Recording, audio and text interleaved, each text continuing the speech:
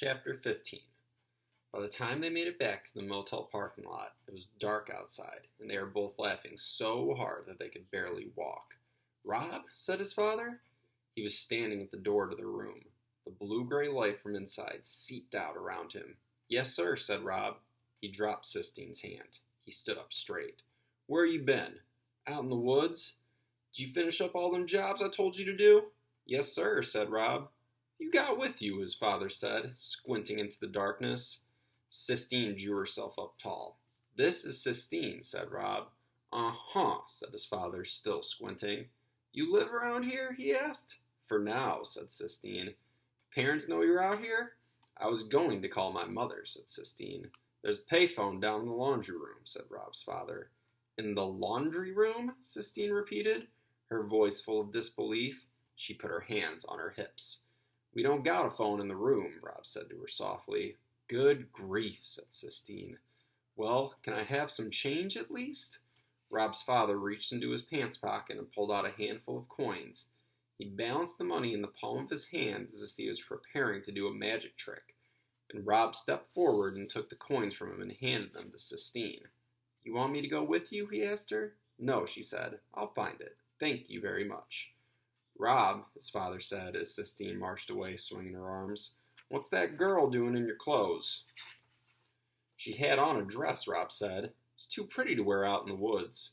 "Come on in here," his father commanded. "Let's get that medicine on your legs." "Yes, sir," said Rob. He walked towards the room slowly. His happiness had evaporated. His legs itched. And the motel room, he knew, would be as dark as a cave, lit only by the gray light of the TV. When his mother was alive, the world had seemed full of light. The Christmas before she died, she had strung the outside of their house in Jacksonville with hundreds of white lights. Every night, the house lit up like a constellation, and they were all inside it together, the three of them. And they were happy. Rob remembered, and as he remembered, he stepped into the motel room. He shook his head and scolded himself for opening his suitcase. Just thinking about all the things that were gone now seemed to make the darkness darker. Chapter 16. Rob sat out on the curb in front of the motel room and waited for Sistine to come back from using the phone. He had her green dress wrapped up in a grocery bag. He had tried to fold the dress up neatly. Folding a dress turned out to be an impossible task, and he finally gave up. Now he held the bag out and away from him, so that the grease from the medicine on his legs wouldn't stain it. He was relieved when Sistine finally walked towards him out of the darkness. "Hey," he said. "Hi." She sat down on the steps next to him. "How come you don't have a phone?" Rob shrugged. "Ain't got nobody to call, I guess." "My mom's coming to get me," Sistine said. Rob nodded. "Here's your dress." He handed her the bag. Sistine took it and then tilted her head to look up at the sky. Rob looked up too. The clouds had shifted and there were clear patches where the stars shone through. "I can see the Big Dipper," Sistine said. "I like looking up at things. So do my mom and dad. That's how they met. They were both looking up at the ceiling in the Sistine Chapel, and they weren't watching where they were going, and they bumped into each other. That's why I'm named Sistine." "I like your name," said Rob shyly. "I've seen the Sistine ceiling too," she said. "They took me last year, before Bridget, when they were still in love." "Does it look like the pictures?" Rob asked. "Better," said Sistine. "It's like, I don't know. It's like looking at fireworks, kind of." "Oh," said Rob. "Maybe we could go to Italy sometime, and I could show you." "That would be all right," said Rob. He smiled into the darkness. "That tiger can't look up at the stars," said Sistine, her voice getting hard. "He's got that piece of wood over his head. He can't look up at all. We've got to let him go." Rob was silent. He was hoping that if he didn't answer her, she might go back to talking about the Sistine ceiling. "How did your mother die?" she asked suddenly. Rob sighed. He knew there was no point in trying not to answer. "Cancer," he said. "What was her name?" "I ain't supposed to talk about her," said Rob, closing his eyes to the stars and concentrating instead on his suitcase, working to keep it closed. "Why not?" asked Sistine. "Because. My dad says it don't do no good to talk about it. He says she's gone and she ain't coming back.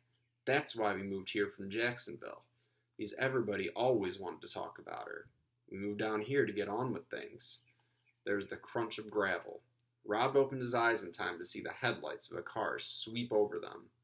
"That's my mom," said Sistine. She stood up. "Quick," she said. "Tell me your mother's name." Rob shook his head. "Say it," she demanded. "Caroline," Rob said softly, cracking his suitcase open and letting the words slip out. Sistine gave him another businesslike nod of her head. "Okay," she said. "I'll come back tomorrow, and we'll make our plans for letting the tiger go." "Sissy," called a voice. "Baby, what in the world are you doing out here?" Sistine's mom got out of the car and came walking towards them. She had on high heels, and she wobbled as she walked in the gravel parking lot of the Kentucky Star. Her hair was a lighter shade of yellow than Sistine's and piled up high. When she turned her head, Rob recognized Sistine's profile, her sharp chin and pointed nose, but the mouth was different, tighter. "Good Lord," said Mrs. Bailey to Sistine. "What have you got on?" "Clothes," said Sistine. "Sissy, you look like a hobo. Get in the car." She tapped her high-heeled foot on the gravel. Sistine didn't move. She stood beside Rob. "Well," said her mother when Sistine didn't move, "you must be Rob. What's your last name, Rob?" "Horton," said Rob. "Horton," said Mrs. Bailey. "Horton. Are you related to Selden Horton, the congressman?" "No, ma'am," said Rob. "I don't think so." Mrs. Bailey's eyes flicked away from him and back to Sistine. "Baby," said Mrs. Bailey, "please get in the car." When Sistine still didn't move, Mrs. Bailey sighed and looked back at Rob again. "She won't listen to a word I say," Mrs. Bailey told him. "Her father is the only one she'll listen to." And then under her breath she muttered, "Her father, the liar." Sistine growled somewhere deep in her throat and stalked to the car and got in and slammed the door. "You're the liar," she shouted from the back seat of the car. "You're the one who lies."